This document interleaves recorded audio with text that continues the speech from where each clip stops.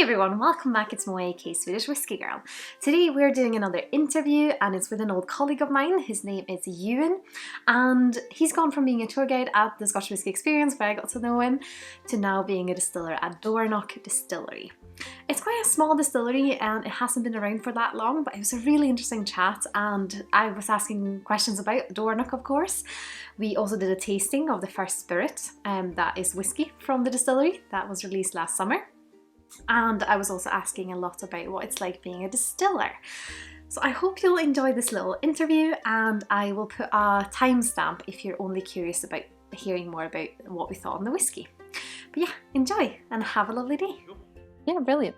Well, thanks first of all for joining me. It's lovely to see familiar faces. Of course, we used to work together, but that was quite a long time ago, it seems. This last year has just been so long, it just feels like it was ages ago now. Yeah.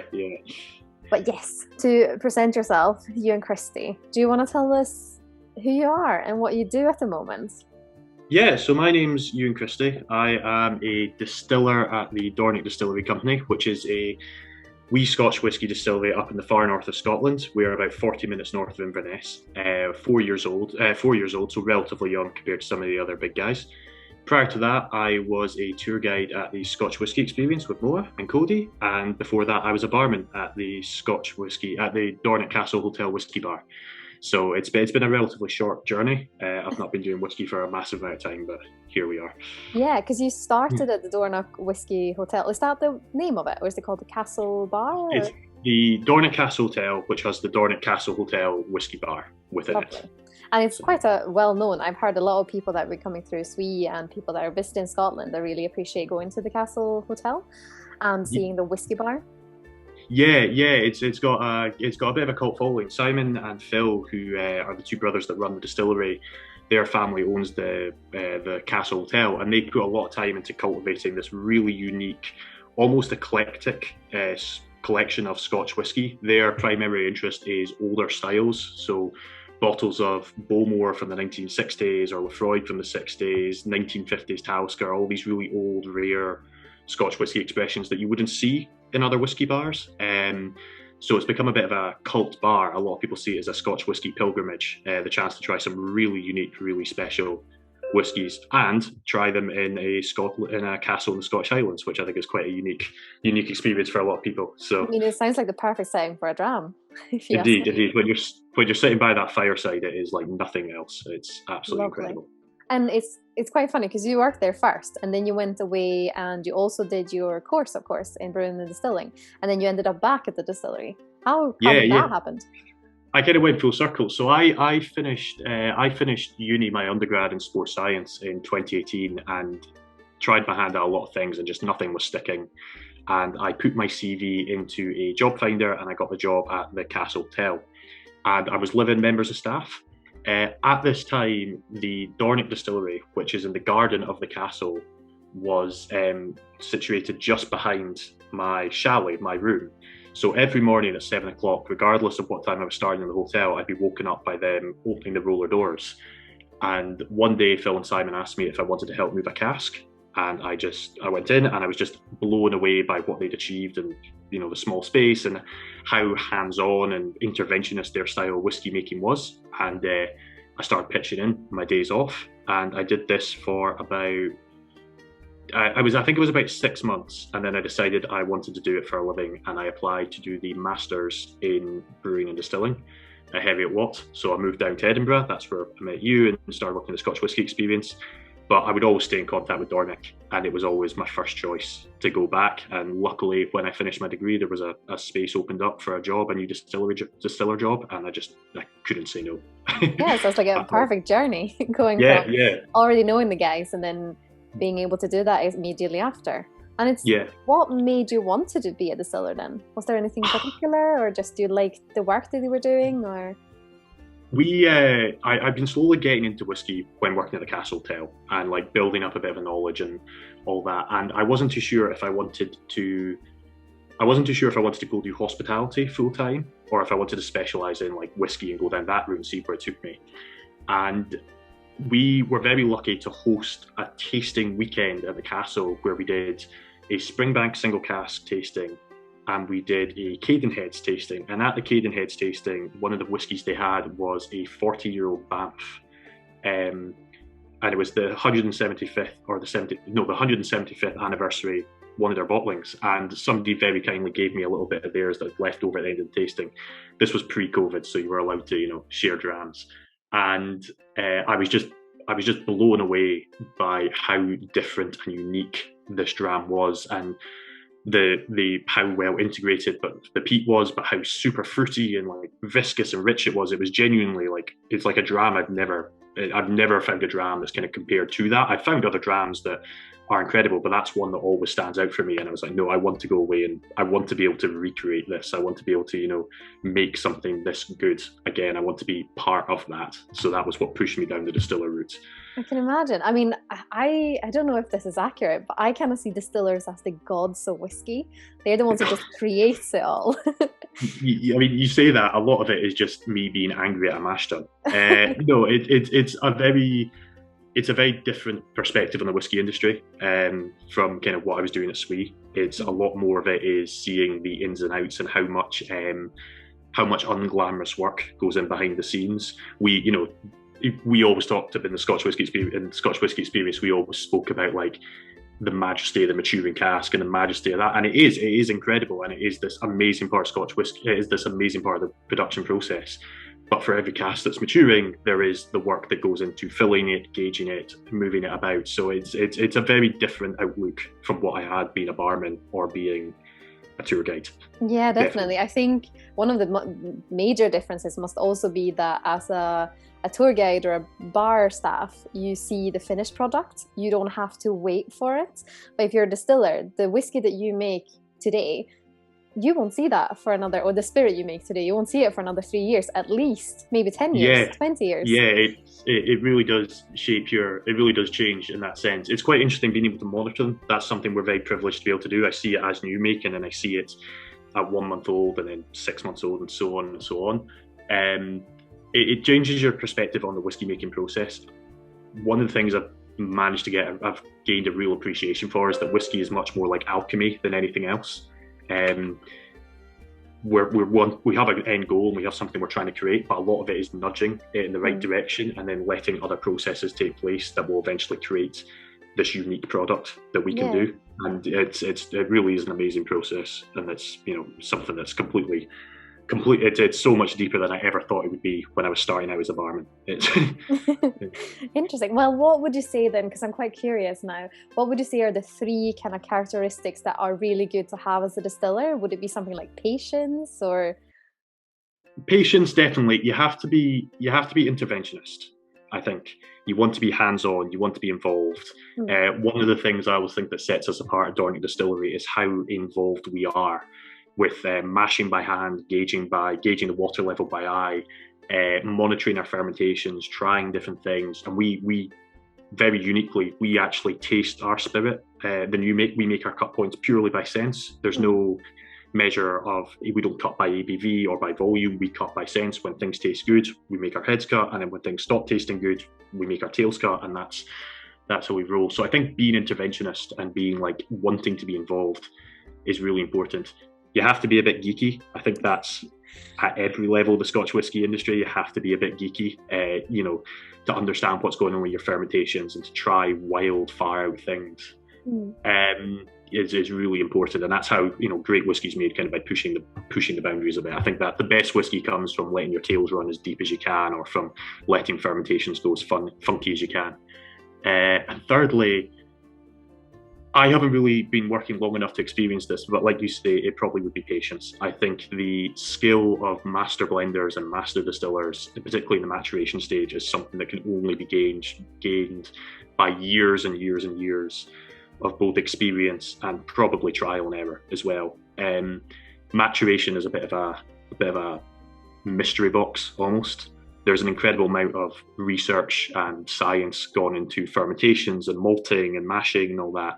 But maturation, because it takes so long, because it's such a long-term thing, there's very little kind of literature on it. There's a really good book, Cask Management for Distillers, if anyone's interested. That's a really good one. But a lot of it is experience, and that experience only comes with patience, I think. So oh, that's brilliant. Oh, it's so interesting to hear more about it, and especially about Dornoch, because I don't really know much about it. Before we talk more about the distillery, I just want to see if you have like, what does I don't know if you have any normal days at work, but like a day at work, what does that look like? A day at work. So we mash 3 times a week, and each mash will give us 2 washbacks, and 1 washback is 1 wash distillation, and 1 wash distillation is 1 spirit distillation. So it's we will mash 3 days a week. 3 days a week I'm mashing, and 3 days a week I'm not. The days I'm mashing, my day tends to be, if I'm on mash duty, my day is dominated by the mash. So that starts early, filling your mash in, and then monitoring that throughout the day. You've got to constantly be on to make sure the level's right, to make sure everything flows smoothly. Like I said, we gauge everything by eye. So there's no kind of prerequisites for what we're trying to do. You've got to kind of adapt to the situations as they arrive, and adapt to your mash as the problems arise or they don't arise. And then that will tend to start about 7 and you'll finish about 3. And that's kind of your mashing process. On the days we're not mashing, or if I'm not on mash duty, we tend to be either bottling. We have our own independent bottling line, the Thompson Brothers, so you're helping out over there, or you tend to be cleaning out washbacks, checking fermentation. So it's really varied, because even though you're doing some of the same tasks every single time, these tasks are never the same, ever. Every distillation is different, every mash is different, so it's very varied, which keeps it interesting. We like to say at Dornoch, we're consistently inconsistent, just because everything changes massively day to day. So yeah, there is no typical day, there's no uniform day. We quite often have to do the same tasks, but everything varies between. Yeah, I see. And you mentioned earlier, you're not a big team at Dornoch. How many are you on the distilling team? So we have 6 in total. We have Phil and Simon, who are our 2 directors. Phil handles, everyone does everything, a bit of everything, particularly Phil and Simon are, incredible in what they do, and, they've achieved something amazing with that distillery. Phil handles more the financial side of things and the sales and the marketing, and responsible for that. Simon is our master distiller, director of operations / master distiller. He's the man that did all the original research into the yeast strains and the malt types that we are used today. We then have in production, you have Jacob, our head distiller, and myself. And then we have Vary, who is our commercial director. And just the other month, we started employing Lou, who helps out Vary and is operating the admin and all that side of things. Nice. Yeah, it does sound like a small team that everyone kind of has to do everything.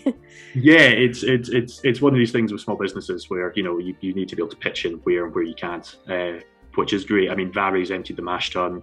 I've done bottling runs and packaging runs. I've done marketing stuff. Everyone's done everything. It's really is varied. It must be one of the charms of being part of such a small distillery as well. That's just kind of one of the younger ones in Scotland, that you kind of do everything and then you see it form to what it's going to become. Yeah, I have very distinct memories from when I was volunteering with the distillery of I have memories of working in that environment before, and it's amazing how much it's changed and progressed, and how much we've learned as a team about this business and about running a distillery over the course of the 4 years they've been doing it. It's really quite incredible. Going from trying things out and seeing what worked and what didn't, to being able to run an efficient operation that produces really, in my opinion, top-notch stuff, is really quite incredible. So it is one of the charms of being a small team, is you learn fast. Being a small new distillery in a big old industry is quite special as well. So. Yeah. Did you say when you joined them how long ago that was?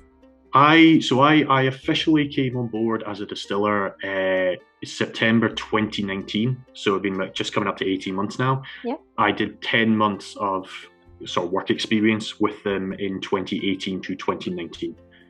So I've been there about 2 years over the course of a 4-year period. Yeah, I see. And is it correct that the distillery started up in 2016? 2016. I believe the first I think the company was formed maybe in 2015. I'm probably going to get this wrong. And the first mash was in April 2016, I believe. And then the first cast turned 3 I think in July 2020. Lovely. So there is whiskey now at the distillery. There is whiskey. We have released our first cask. Lovely. And we have a little sample that we're going to try soon as well. Yeah. But before we do, I just wanted to talk a little bit about how the distillery actually started. Do you know what the idea was behind it? And then I know there was a crowdfunding campaign, is that correct? Yeah, so Phil and Simon, over the course of running the Dornoch Castle Hotel, and particularly the whiskey bar in there, just built up this incredible depth of knowledge about these old styles of whiskey. And these older styles, they're characterized by a few different few variations or differences in the production process from what we see now. Primarily, they tend to use older heritage varieties of barley, which are characterized by lower yield but higher proteins and fats and minerals and more other stuff in them, basically, rather than just starch, which is what you tend to see in a lot of modern varieties.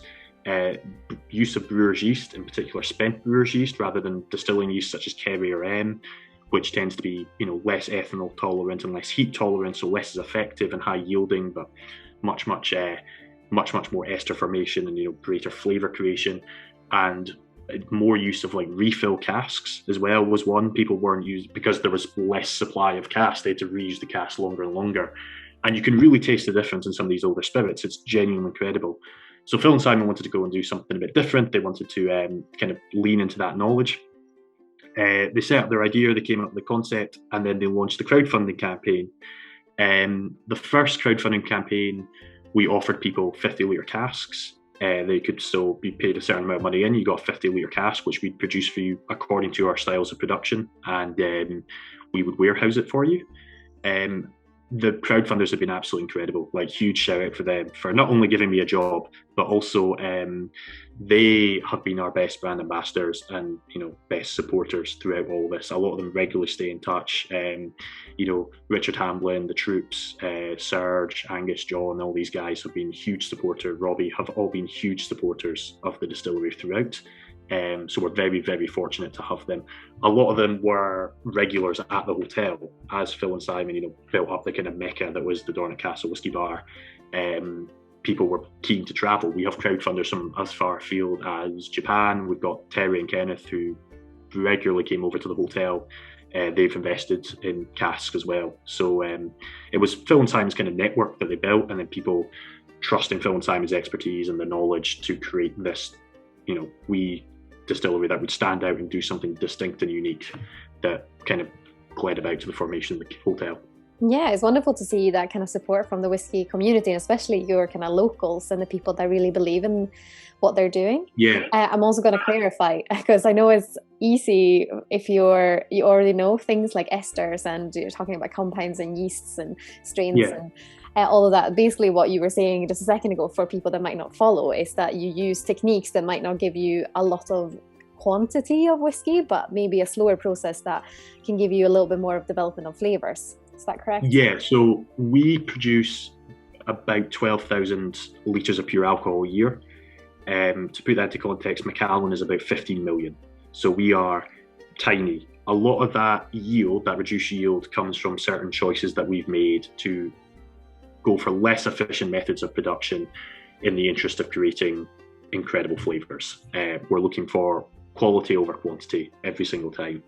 And that involves longer fermentation times that obviously slow down our production. It involves using barley varieties that don't have as much sugar or extract, so we can't produce as much alcohol at the far end. Yeast strains that might not make it all the way to the end. It's really defined by constantly looking for, everything we do is flavour driven, and that's kind of the root of it, and we're willing to sacrifice extract and yield for that. Yeah. It's obviously the past year has been quite strange for everyone. So I was curious to hear how that has affected Dornoch. Did you also stop production for a bit, or how did that work out?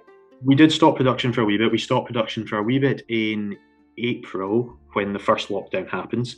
During that time, we focused on making hand sanitizer. We also produce a gin. We've got a wee gin still, so we were rectifying a lot of our heads and tails from gin to bring up to the 80% required for hand sanitizer, and then mixing that in with whatever hydrogen peroxide and glycerin to make hand sanitizer we could get. So that was a big part of what we did throughout the year. And then we had another lockdown again in January with the second one to focus on just a few other things that needed doing and focusing on social distancing and making sure everyone was safe primarily.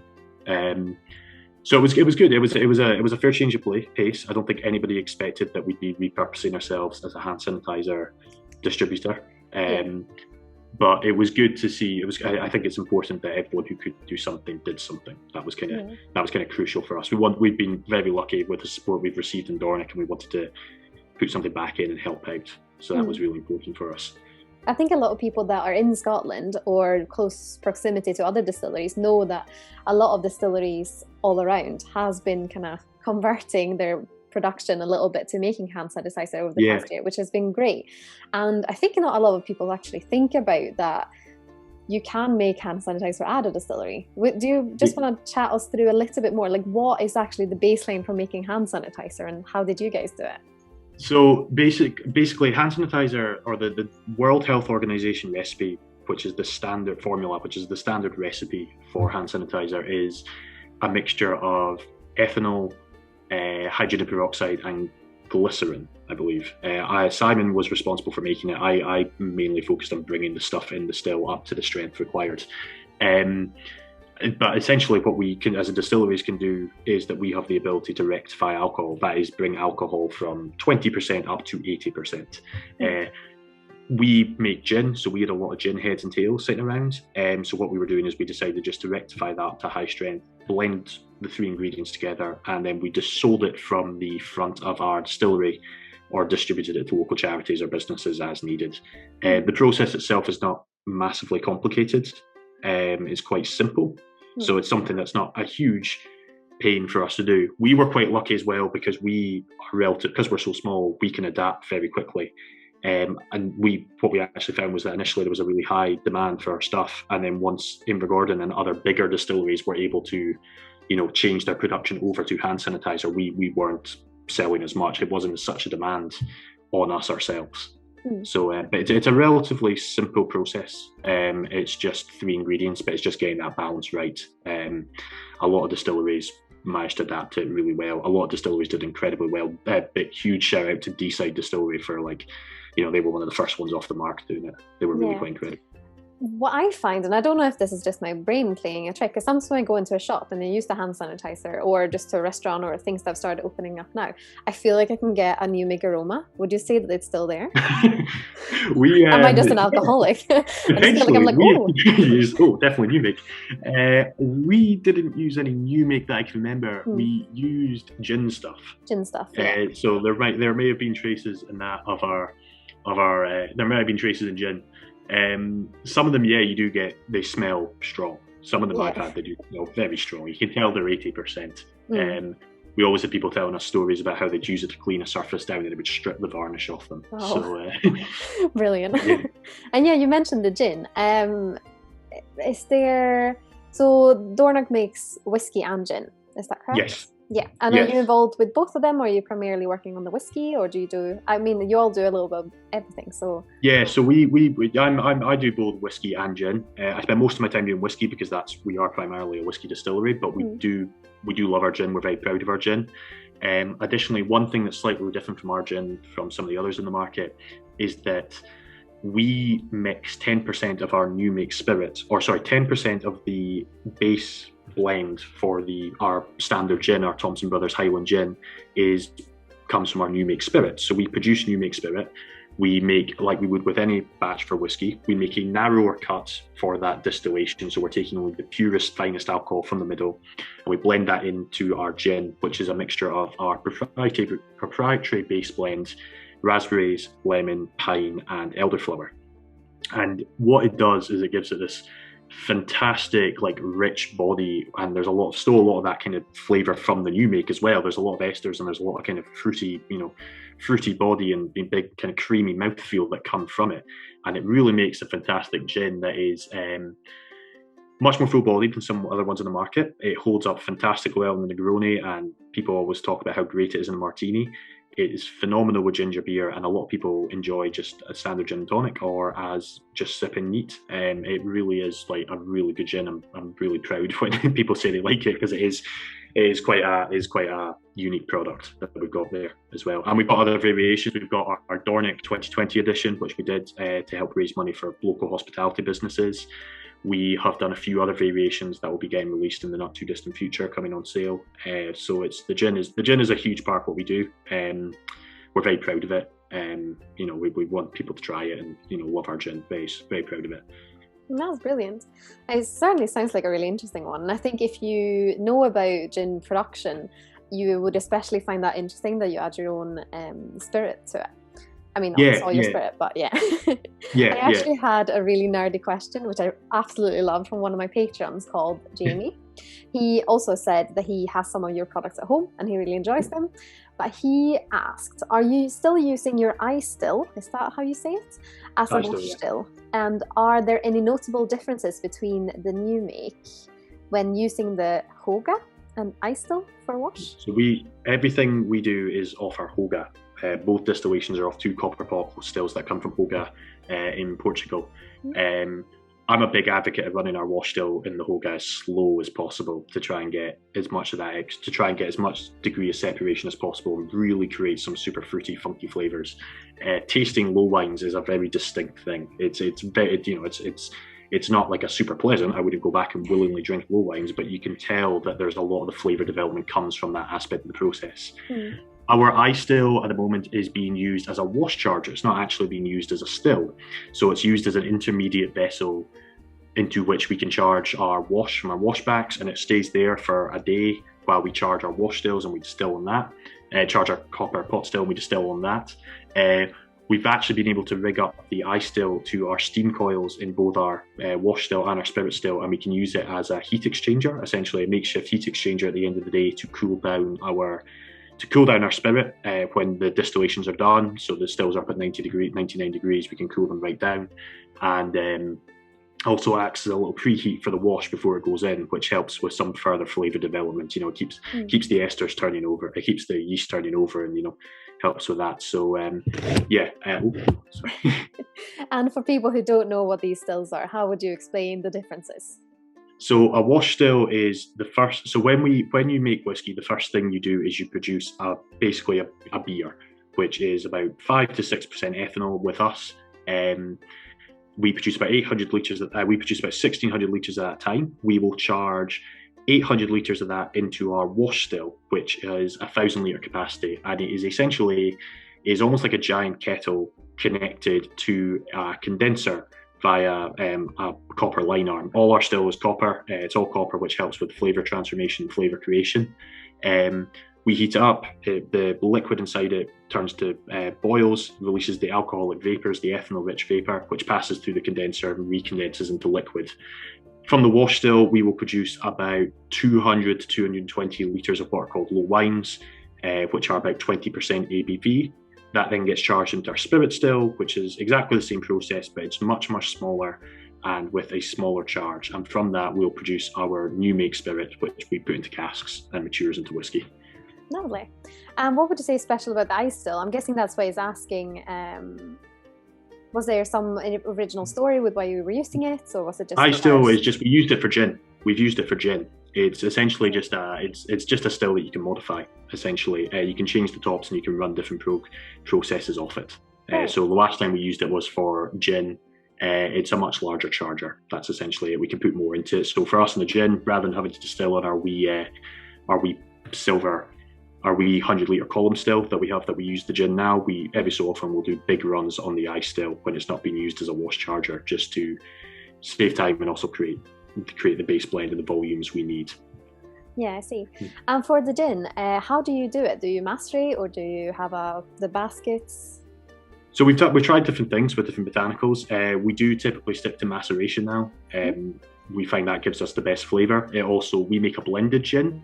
So we distill certain single botanicals separately from each other. So our lemon is distilled on its own, the raspberry is distilled on its own, so is the pine and the elderflower. And then we blend them proportionately in the final product. And we find that maceration works the best for that. And would you say that the blended style, does that work better because you get more flavours out of it, or just that the balance is nicer, or? we can alter the balance because everything is distilled in such small batches. There is significant variation between the batches, and this allows us to be a bit more lenient where we need to be, or we can add more lemon if we think something needs more lemon, or less raspberry if it needs less raspberry. It allows us a bit more freedom to create the gin. Makes sense. It's like keeping all the ingredients separate. Yeah. Brilliant. Well, I really want to try something now. So Yeah. we're going to do that. But also because, like you mentioned earlier, it's not just the castle bar. It's not just the distillery. There's also an independent bottler. Yes. Yeah. So there's a lot going on. They're not bored.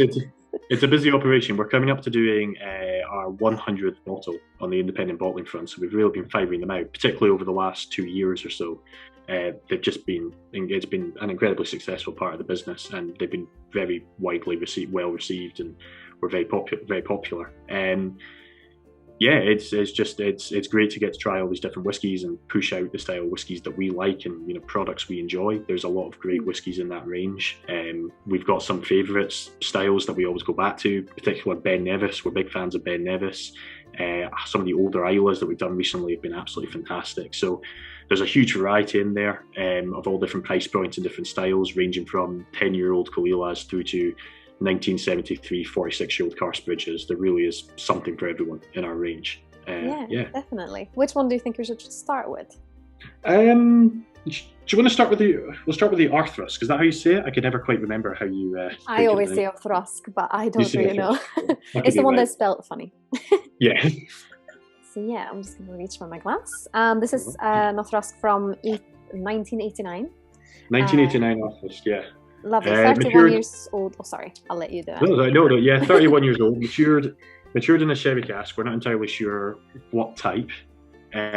We've had people say Paolo Coltardo, I think somebody once told us, was what we kind of hazarded a guess, but yeah. Sounds lovely. So 31 years old, and it's 44.9% ABV? 44.9% ABV, I believe, yeah. Lovely. Well, is this something that you will keep going, the independent bottler, for an unforeseeable future, as well as doing the whiskey, or? I believe so. Yeah, I believe so. I think the independent bottling side is just it's such an important part of our business, and it's such an important part of our identity and what we do. We're becoming known for our bottlings as well, so definitely keep it going. Lovely. This is so tropical. It has very kind of jungle fruits, if you get what I mean. It's almost like no. It's big super fruity palate, which I absolutely love. It's not over dominated by its sherry. In fact, the sherry's got kind of slightly oxidized, kind of almost dry nuttiness for me, which I really like. Yeah, definitely. Just gonna have a little taste. Sláinte Skål. Yeah, Sláinte Skål.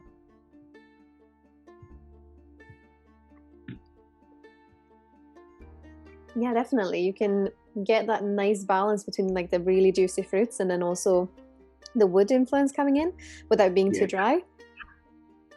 Yeah, there's a bit of tannins in the back, which is quite nice to dry out, but it is predominantly a fruit-led dram. It is tropical fruits, jungle fruits, as you said. There's a slight bready for me. There's kind of always like a bit of a bready kind of note coming through as well with that. Almost a yeast, I'd say. Yeasty, but I think the yeast has to do with probably the oxidized sherry notes. I think you so, can also, yeah. Some styles of sherry. I'm not a massive sherry expert, but some styles of sherry I think are very yeasty in flavour, and this will be the.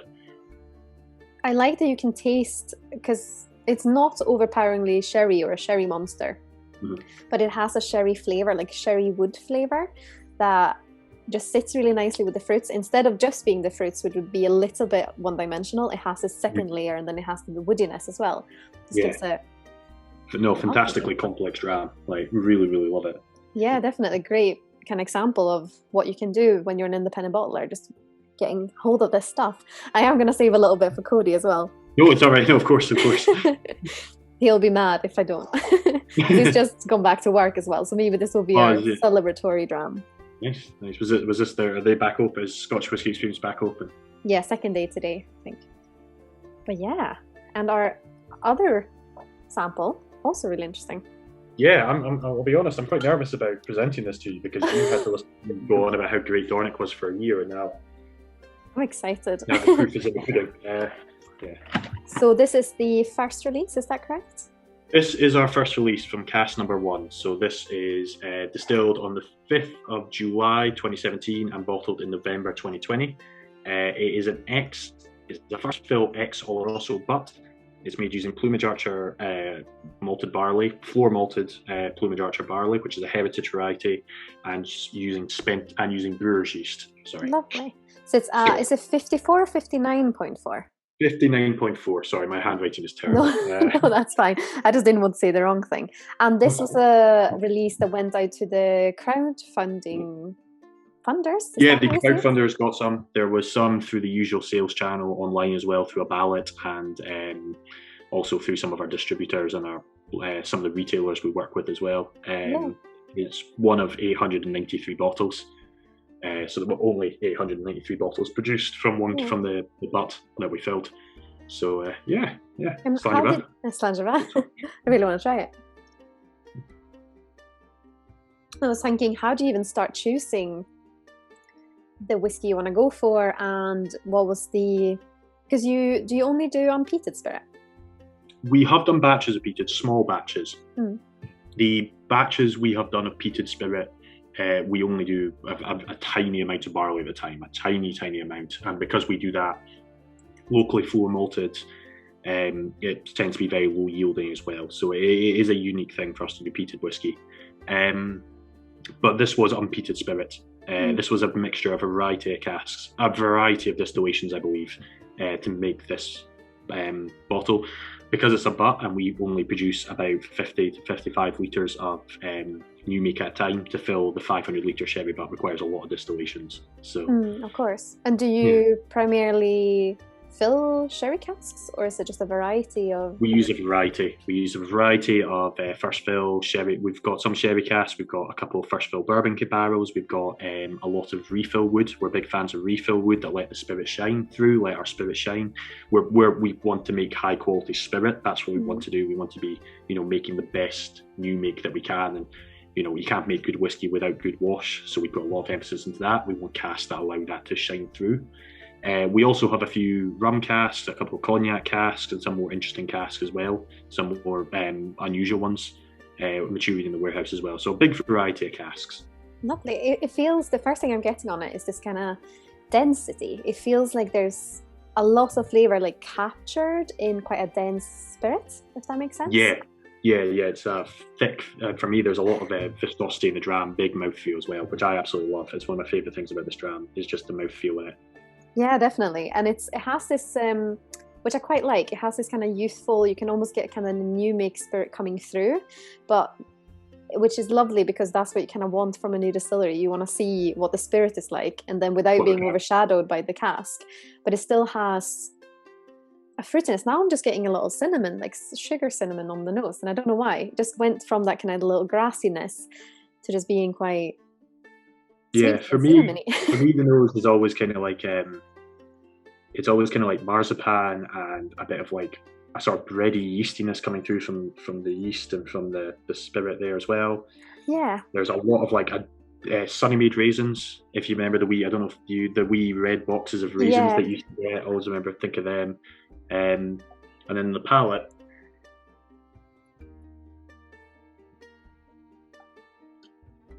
There is that fruitiness, there is that white fruits that you get. There is a bit of leatheriness and a bit of yeasty breadiness at the end.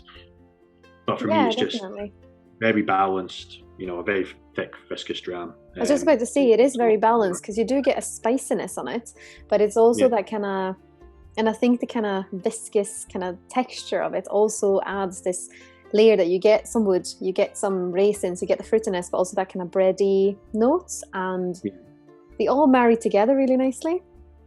And I feel like every time I take another sip, I find new things. Yeah, I think it's for me, it's just an incredibly complex, wonderful dram. Really tasty. I mean, obviously I'm going to big up, but really tasty. Lots of fruit, lots of spice, lots of minerality, bready yeastiness, unique flavours coming through. A real testament to what, I mean, this was distilled before my time, but a real testament to what the guys have achieved at Dornoch. Particularly for us, this was our first cask. So this is the ultimate expression of almost all the theories that went into building Dornoch Distillery and making something really unique. The belief in brewer's yeast and the belief in old style varieties of barley. So to see it all come together is really quite special. So and you didn't have to choose a cask. You just went for, this is the first one we filled, this is the one we're going to bottle.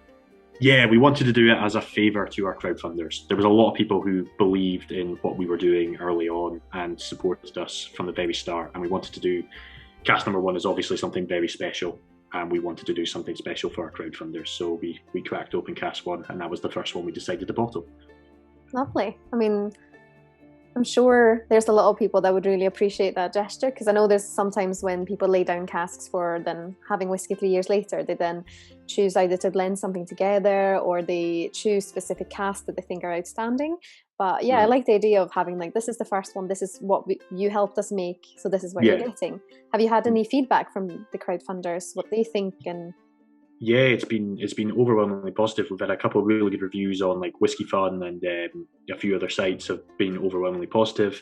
A lot of the crowdfunders really enjoyed it. We've done tastings with which some of the crowdfunders have achieved, and also a few other people, a lot of other people have been quite keen to get on, and they've all enjoyed it. The general feedback seems to be like it's a really good dram, which is what we want. So it's always nice to get that positive feedback from people. Of course. And what does the future hold now? Are you going to do another release soon? How will it work? We will release the whiskey kind of when it's ready and when we think it's good to be released. Hopefully it won't be too much totally ages in the future. Hopefully we'll be able to keep whiskey coming out. We'll just continue our research into the old styles of production that we love, keep trying new things, different yeast strains, different barley varieties. We've got a few interesting projects in the work actually next week, which we're going to start working on, which will be really exciting. Keep an eye on our social media, it'll all be on there.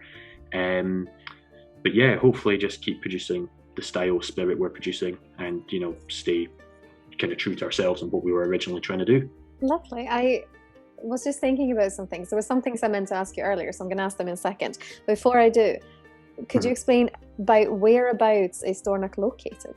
So Dornoch is on the north shore of the Dornoch Firth, which is about 40 miles north of Inverness on the A9. So I can actually see Glenmorangie Distillery from my house. There's a little triangle with us, Glenmorangie, and Balblair on the Dornoch Firth. We are right on the coast. We are right on the route of the North Coast 500. Dornoch itself is a holiday town. A lot of people come here for holidays and respite. So very far in the Northern Highlands, about 40 minutes north of Inverness. And making it count as a Highland distillery then? It is a Highland distillery. Yeah, we would fall into the definition of a Highland distillery. Lovely. Just so people have a little grasp of where they should go. Yeah, where we Scotland. are. yeah. But yeah, lovely. And I also had some questions for you. I just wanted to know if you have a specific style of whiskey that you personally like to drink. Being a distiller sort of changes the way you think about whiskey when you try it, because I have a very distinct memory of trying an SNWS Blue Raffle in the grill in Aberdeen and very loudly exclaiming, "Oof, that's just heads," as in like the head, like just a very heady whiskey, and nobody having a clue what I was meaning.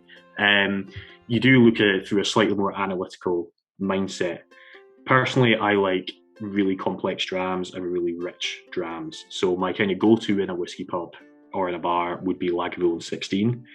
But I'm a huge fan of, as a whiskey geek, as I'm sure you will hear this, it's trying anything and everything. In particular, I gravitate towards single cask expressions or cask strengths because I tend to find that's the purest form of these distilleries, and being more interested in the production of the spirit rather than the maturation side myself, that's what I'm looking for. If I had to design a great dram, it would be something lively, fruity, maybe slightly peated, but in a refill barrel, something that lets the spirit shine through. Something that lets the spirit shine through, lively, fruity, and with a big mouthfeel, big texture as well. Really important for me. Lovely. Yeah. And as a distiller, do you have a favourite part of the process or anything that fascinates you? Or when you were at Heriot Watt, did you have like a subject that you were like, this is what I really enjoy? I've always been fascinated, like in Heriot Watt, and now I'm a distiller, I've always been really fascinated with barley variety. And that, I think yeast is hugely important. Like yeast creates all the flavour, it's massively important.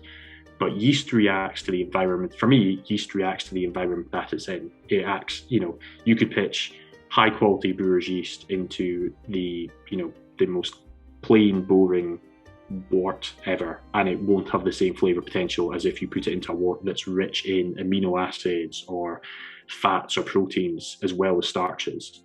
So for me, the malt variety is always something that's really fascinated me. In particular, now I'm a distiller, and we've used a variety of different malt varieties just to see the differences between the spirits. Same yeast, same mashing techniques, same malting techniques, but just the barley variety being the difference, and the variation you get is unbelievable. So that's something that's always kind of interested me. There's a lot of great distilleries doing a lot with that. Waterford in Ireland are doing a lot of different barley varieties and terroir. Hollywood Distillery is playing about with barley varieties and different styles of malt, so using some specialty malts and all that.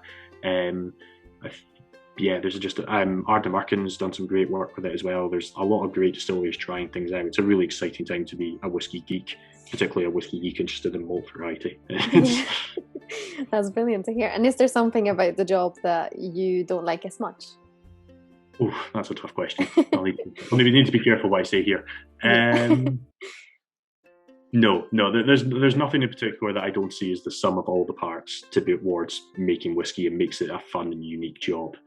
I will never enjoy the smell of pot ale when you have to discharge pot ale from the storage containers into the tractor so the farmer can take it away.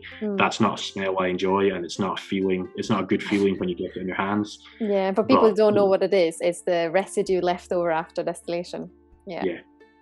So it doesn't sound like the best part.